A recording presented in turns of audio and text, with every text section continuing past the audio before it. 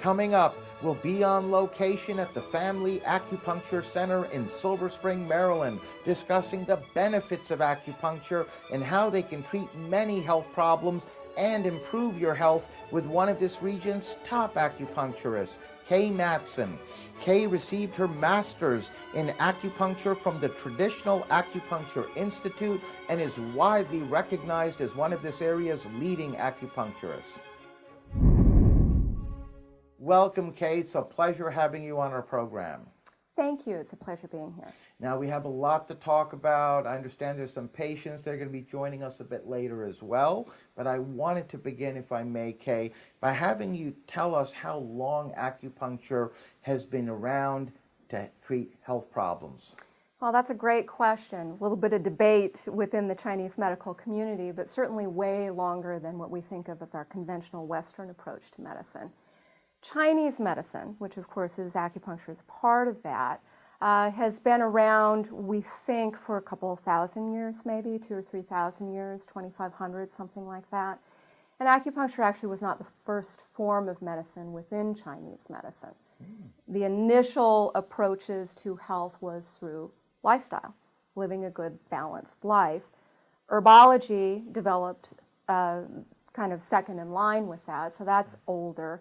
And acupuncture, we think, some sources say it's been around for maybe 800 or 900 years. Very interesting. So it's all off of Chinese medicine, and as you just mentioned, it's basically approximately based on what everyone has been able to see over the years, that it started about 800-900 years ago, following the other two remedies. Exactly, exactly. You know, acupuncture is what came to the West, so we tend to think of it as sort of this separate little entity. Yes. And it's really just springing forth from this body of Chinese medicine, traditional Chinese medicine. So it is used as a treatment modality to do the same types of things that we would be, say, maybe using herbs for. We're looking at, in the Chinese medical philosophy, saying that problems with your health spring from these underlying imbalances that we might have. So the original philosophies were really about living a balanced life. Yes. So how specifically does acupuncture work? Acupuncture works by using, so we're using needles, that's the puncture part, and there are, the system is based on the idea that we aren't just the physical stuff, right? That we have a non-physical component. The name they give that in Chinese medicine is qi. Oh. Most people translate that as energy. It's not a great translation, but it's about the best we can do with our English translation of Chinese. But it's really more about that kind of interface between energy and physiology and the physical world. So if you have something going on that has a physical manifestation of a sign or a symptom that shows something else is off balance, the metaphor that I like to use with my patients in explaining this is, imagine an iceberg. So if your vantage point is the water line, you only see that chunk that is up above the water line. But we know that most of it is down below the water line and we can't see it. And there's not two different icebergs, it's all one thing. But if something gets imbalanced underneath, ultimately that will kind of filter up and affect the physical part that we can see. So acupuncture is a way of manipulating the qi, what might be below that water line, to put it back into balance so that what's showing up above the water line and these signs and symptoms changes. You know what? That actually makes a lot of sense. Isn't it crazy? Absolutely. Yeah. And you're absolutely right as well, because the physical part, whenever we have something wrong with us, we don't realize that there's an energy connection that works hand in hand with the physical. Sure. And that's, from what you just said, is really the thrust of how acupuncture works towards treating the physical. Exactly, because I think there's not a lot of discussion of acupuncture in our culture, and the extent to which it gets discussed is sort of this mysterious thing, you know. Yes. I go and, you know, they poke me with needles and then something changes. I can't tell you why, I don't really know what's going on, you know. Yeah. And it it gets portrayed as this sort of mystical, magical thing. And the thing is, well, yeah, it's dramatically different than how we view things in a Western context. You know, the Western context just thinks that the top of the iceberg is there, right? There is no bottom. That's right. That's and, right. you know, which also explains why in Chinese medicine and acupuncture we can treat a wider array of problems without things like drugs or surgical intervention, because we recognize that some of our health ills, and many of our health ills, are because something is fundamentally imbalanced at a deeper level. And if we treat at that deeper level, then we can effectuate a change without something that's very invasive. So one of the ways of really describing qi, and we can relate it to, well, what are the things that acupuncture treats? When we talk about pain, that actually gives us a pretty good model for also understanding what is this mysterious thing we call qi. And if we think of it, because it does actually flow through the body in these channels that we call meridians, and that's where we put the needles in these acupuncture points where we can access that qi. And if we look at, well, what is pain from a Chinese medical point of view, it's a place where the qi doesn't flow. So if we analogize it to, say, a water system, so you have a nice little creek and it's flowing and everything is happy and good and the birds are singing and you don't notice anything wrong. And if you get some rocks that pile in it, a tree that falls in it, we build a human dam across it, it changes the flow of that water, creates an obstruction. So in the water model, you've got downstream, you don't have as much water as you used to. Yeah. Upstream, you've got too much water, back up, and at the point of obstruction, you've got pressure. So if we now think of that as a river of qi going through the body, and we have some level of obstruction. And so downstream, we don't have as much qi flowing, so it might manifest as something like numbness or tingling, loss of sensation. Upstream, we've got too much, it's a backup, it's not flowing, so it's maybe edema, swelling, heat, builds up. And at the point of obstruction, we have pain. So that is why acupuncture can treat pain, is because we remove the obstruction and we increase the flow of the qi. And even where someone may have something like, arthritis or something that's not going to go away, if we just keep moving the qi around, the pain will go away. Well, very well said, and a very good point indeed. And I wanted to ask you more specifically, Kay, how acupuncture treatments are performed. Sure. Because we all hear, Sure. like you just touched on a moment ago, we hear the word acupuncture, we associate it with needles and pain, and that's, the pain part is not necessarily the case. That's not really the case, Yes. Because we have only our own context, right? And our context with needles are the hypodermic needles that our doctors use with us. So you say needles and people get a little bit of the fear factor about it. But the needles, acupuncture needles, are fundamentally different. They're very, very tiny. They're, they say they measure about the size of 3 human hairs put together. It's such a non-event, putting the needle through the skin, that in school, one of our circus tricks we performed was taking inflated balloons and carefully inserting a needle without popping it. Not necessarily a very useful exercise, but, a demonstrate that That's right. It's not that big of a deal to put the needle through the skin. Now, so the process, is basically, after I determine, by doing a careful intake, what we're trying to achieve, because we're trying to rebalance the qi, we might be using some needles. We're using some adjunct type of practices as well. But in terms of the needles, they're sterilized, they're used once, they're clean, nobody gets any transmittable diseases by acupuncture needles. And, I select the places that are going to manipulate the qi the way that I want to. And the needle is inserted in the skin. And then it's manipulated a little bit, because the purpose is not just to poke people in these places called acupuncture points. The purpose is to connect with the qi. And there is a little bit of a sensation there.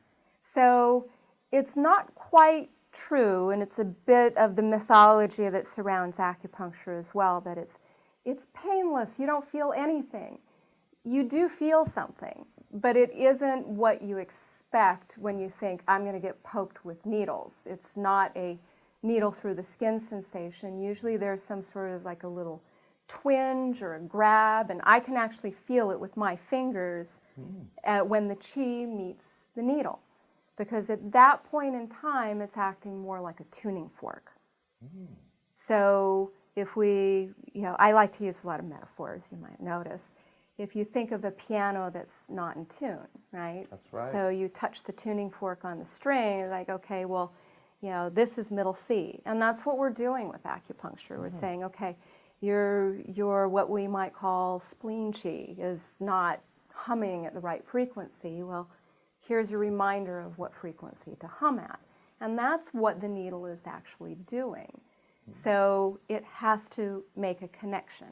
And there is a connection and a sensation. The Chinese medical classics even talk about what specific sensation should appear at the needle when the chi arrives to the needle.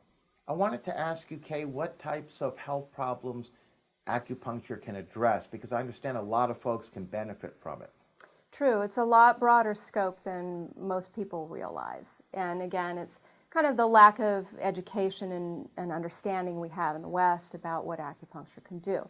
So most people know about it for pain because that's the most broadly known benefit of acupuncture, and it does treat pain remarkably well. But it really, it's designed, and it comes from that system of Chinese medicine that was considered primary medicine cradle to grave. So when you put it into that context, then you start to realize, yes, it has an extremely broad scope because it was designed to deal with whatever ails you.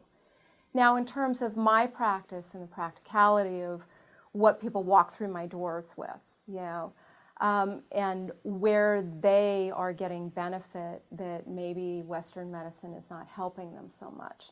We have a lot of issues in our society that are more about chronic disorders and syndromes, not so much about diseases anymore. Certainly we have diseases, but anytime the medical profession starts calling something a syndrome or a disorder, that's kind of a clue, right, that is sort of medicalese for we actually don't know what that is. That's right. We don't know what that is.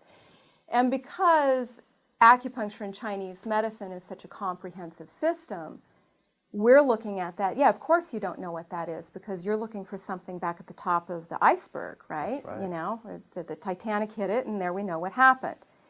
If you're having something like migraines because you have a long history of a deep energetic imbalance and the chi comes flying up into your head and it can't go back down, they aren't going to have much for you. That's right. We'll have something for you. So, in terms of the array of things, a lot of things, issues that people come to me with, things like headaches, chronic migraines that, the doctors really can't help them with, things like chronic fatigue syndrome, fibromyalgia, to your, just garden variety, anything that might be just a little bit off, and pretty much all they have for you with the doctor would be, well, here's a pill. Can't sleep? Here's a pill. That's right. Your digestion's not working? Here's a pill. So a lot of those functions that are not really diseases, right? We don't call insomnia a disease, but the Western approach is, well, we'll have a pill to make you sleep. And most people experience with that, well, that might work for a while and then it doesn't. And that's because it's not curing anything. That's right. It's a Band-Aid, basically. It's a Band-Aid. Instead of getting to the root of the problem. Exactly. We even have, this isn't my metaphor now, I can't take credit for it, but in Chinese classics, they talk about a root and branch approach. So if you treat at the root, whatever shows up at the branches will heal itself. And using, the Western pharmacopoeia, you're treating at the branches. That's right. I think that's a great example. Clip off that branch and hope everything goes well. That's right. From our vantage point, because you haven't cured anything at the root, you may have sawed off a branch, but that imbalance will find a way of filtering up and affecting another branch. So unless we cure, unless we heal, we can expect to see overall good health. It's a great point. And it also, I understand acupuncture can help folks with diabetes, infertility, Sure.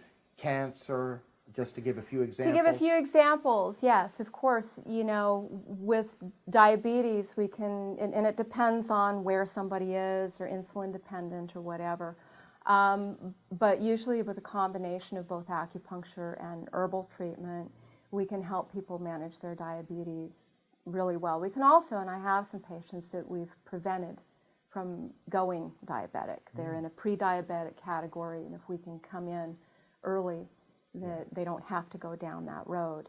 And you've mentioned a couple of other things. Cancer, Sorry. cancer and fertility. Yeah, fertility is a big one. Because there, most of the time, we're in a category of what the doctors call idiopathic. Like, we don't know, you know, no known cause. They do all their tests. There's no blockages, everything, and they tell you, well, you should be able to get pregnant, and it doesn't happen. From our perspective, most of the fertility is because of these deeper imbalances. Yeah. And it's very correctable in most cases, and I've had quite a bit of success in this realm of, you know, women coming to me whose doctors told them they had maybe a 1% chance of getting pregnant, and they did just fine. That's they got great. pregnant. That's wonderful. Yeah, it's very gratifying. It's Yes. very gratifying when we can have that kind of outcome. In terms of cancer, we're really looking at most of what we're doing with cancer. If somebody already has cancer, we're supporting them through whatever they're going through with their doctors. It's not that we can't treat cancer with Chinese medicine, but here we run into a huge paradigm conflict because, you know, most people are not willing to say, I'm going to put all of my faith in Chinese medicine and not do the chemotherapy and radiation. And I'm not going to put myself in the position of telling anybody that they have to make that choice. So usually, and I do have a number of patients in my practice that are going through cancer treatment or have already been through cancer treatment. So we can do a lot of things to really help with that process. We can deal with the neuropathy that chemotherapy induces. We can do, while they're in chemotherapy, all the nausea and, you know, the other side effects of chemotherapy. Radiation can also do a lot of things to induce localized pain. So we can really do a lot of things to support somebody through chemotherapy, have them come out a lot better, not so fatigued, you know, and recover from the treatment itself. Yes. We also look at cancer. I always have an eye toward preventative because we know from a Chinese medical point of view what are those patterns that lead to cancer. Yes. So when I have, and that's why I love to have people, the earlier they can come to me in their life, Yes. the better, right? Yeah. Because it's better to keep the train from going off the cliff and divert it early than pick up the pieces once it's gone over the cliff. We're now going to meet some patients with Kay and Family Acupuncture Center. Welcome, Marion. It's a pleasure having you with us. Thank you. I'm glad to be here. Well, we always appreciate it when patients take time in their busy lives to come down and share some of their experiences with us. And on that note, I'd like to begin, if I may, Marion, by having you tell us what problem or problems were you experiencing that brought you to Kay and Family Acupuncture Center. I'm a trainer and I teach seniors to weight training for bone building. And I met a lady that knew Kay, and I told her about some problems that I'd been having because I'm a breast cancer survivor and I also have multiple myeloma, so I was on some chemotherapy which caused a lot of neuropathy in my feet and hands. Oh. And she says, I know an acupuncturist that can help you. And she recommended Kay. And I came to her for that service, and I've been seeing her now for about 2 years. My goodness, Yeah. How's it been? It's been great. I mean, you see, I wear my tennis shoes all the time because they feel the best, but she really has helped me to resolve some of the problems with neuropathy. So you've been coming here, as you just mentioned a moment ago, Marion, about 2 years. Yes. How often do you come to Kay? I come about once every month and once every 2 months, depending on my schedule. Yeah, but I try to see her at least once a month, and if I'm going to travel, I like to see her before I travel. It helps to resolve some problems for me flying.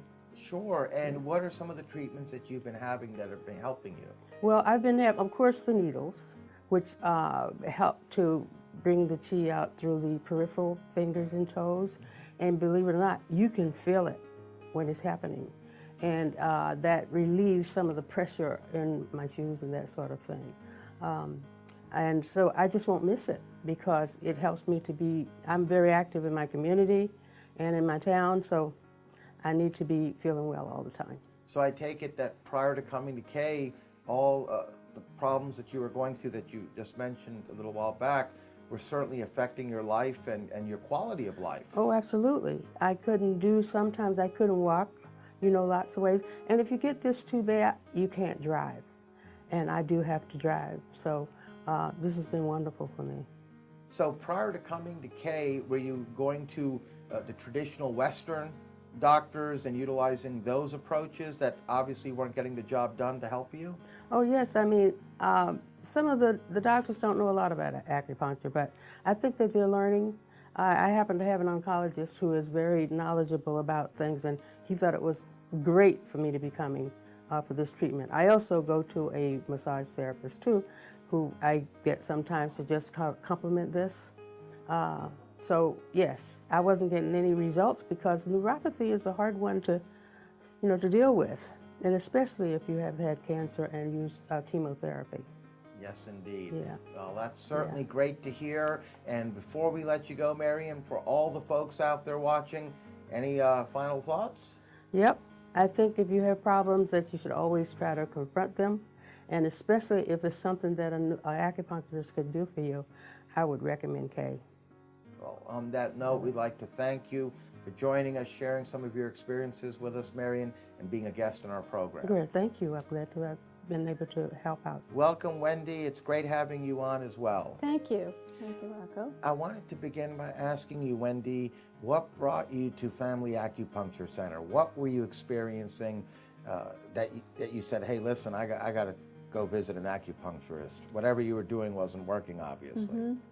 Well, that's a great question with a long answer, so I'll just give you a couple of examples because I've been here many times for many different things that I'm not sure people realize is a good thing to do. Acupuncture is very diverse. So I would say one of the main ones was after some cancer surgery.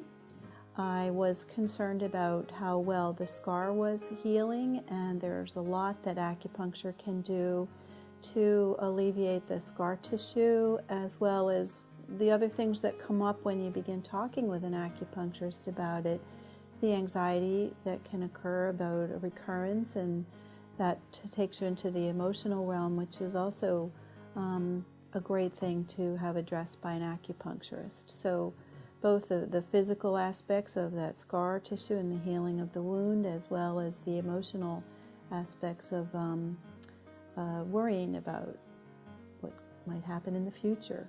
Yes. That I hadn't walked in the door knowing I would articulate, but certainly became something that Kay helped to ferret out and address with her excellent work.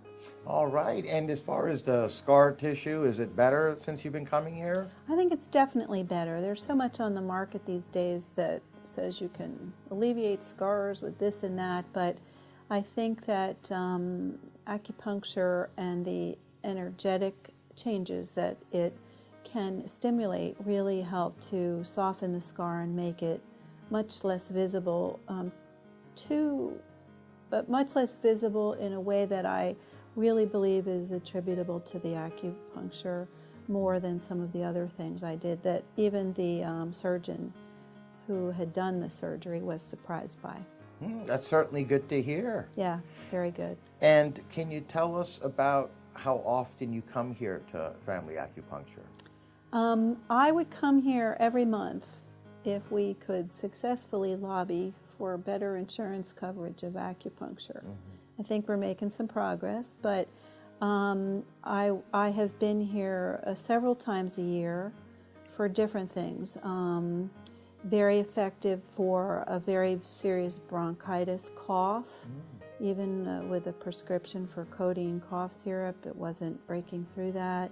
There are some acupuncture techniques that can really significantly shorten a respiratory problem, much more so than some of the prescriptions that they say will shorten it, that I can just skip right over and come straight to acupuncture. Let's see, I've been here several times for worrying about this or that, that really helps you settle down to a more balanced outlook in a way that's definitely energetic and physical. It's not just amenable to counseling, but to the intervention in the flow of your energy that acupuncture is very effective with. Yes, indeed. And before we let you go, Wendy, for all the folks out there watching, what would you tell them about your experience with Kay and all the folks here at Family Acupuncture Center? Well, Kay is a gifted acupuncturist, and I know what I'm talking about. I've been to several. I know many, many more than that. My mother grew up in China, so when I say gifted, I mean gifted. She absolutely knows more and is more effective about the proper diagnosis and treatment plan than anyone I've ever met. And I know so many that I think I feel very confident that when I say she's gifted, it's truly accurate. Well, on that note, we'd like to thank you as well for joining us and being a guest on our program. Thank you Wendy. so much. Thank you. Welcome, Ginny. Thank you for joining us. You're welcome. It's nice to be here. I wanted to ask you as well, Ginny, if you can please begin by telling us, were there some problems that you were experiencing that brought you to Kay? Yes, I was having a lot of knee problems. I needed knee replacements, and you don't just jump into that. And it was really good. She kept them working as long as we could do it, and I did have one knee replacement. And it's been wonderful. And she then went on to the other parts of the body that were, I had some problems with neck and peripheral and so forth, and she worked with those. Oh, wonderful. What type of treatments have you had? Well, she's done a number of things. She's done the needles and there's an electrical, I don't know the names of all of the things. But different types of things. The different types. She's used probably most of the different things that she does use. Okay. And you walk out of here feeling, 100% better. It may not last forever, but at least you've got that. Yeah, so then how often do you come here to see Kay? I try to do it about once or twice a month. Okay. Unfortunately, there's an insurance problem, but that's, we work with that. All right, good to hear. And before I let you go as well, anything you'd like to share with our viewers? She is just a very pleasant person to work with, and you work with her. She's very knowledgeable, and I think has done a lot for me. Wow. On that note, we'd like to thank you as well. Thank you. You're doing some great work, Kay. The patients that we just interviewed, obviously tremendous results, including a couple of them having obviously chemotherapy treatments from cancer that they'd had. And it goes, it's consistent with what you just told us a few minutes ago and all the good work you're doing. Thank you. Now, we're literally out of time, Kay, but I wanted to ask you before I let you go, you and your practice, Family Acupuncture Center here in Silver Spring, Maryland, have certainly established a reputation for excellence. You're one of this region's top acupuncturists. I just wanted to ask you what you feel helps separate you and your practice apart from the others. I would say the biggest separation point, and this is also the feedback that I get from my patients, is how much I explain things to them. both from the perspective of helping them understand Chinese medicine, helping them understand their diagnosis, what it means to them, and how they participate in the treatment. A well-educated patient is a good patient. But I also obsess just a little bit on knowing what everybody else is doing in medicine. So a lot of times people are coming to me and they're not getting a very good explanation from their doctors about what their Western diagnosis is. So I help them understand that as well, and probably even more importantly, I help them bridge the gap. And they understand it in the context of what we see from Chinese medicine, how two things can work together, and it gives them that understanding apart from, oh, here, tell me everything about you, get up on the table and I'll just put some needles in you and schedule an appointment and see you next week. I spend an enormous amount of time making sure that I understand exactly where my patients are coming from. The initial intake interview is 2 hours long. I want to understand everything about everybody because then we can be very efficient about treatment. But also giving them feedback as to this is how it all looks from a Chinese medical point of view. Yeah. And a lot of patients will tell me that intake interview is the first time in their entire history of dealing with medicine that they understand all of their health from a different perspective, and it all gels together for them.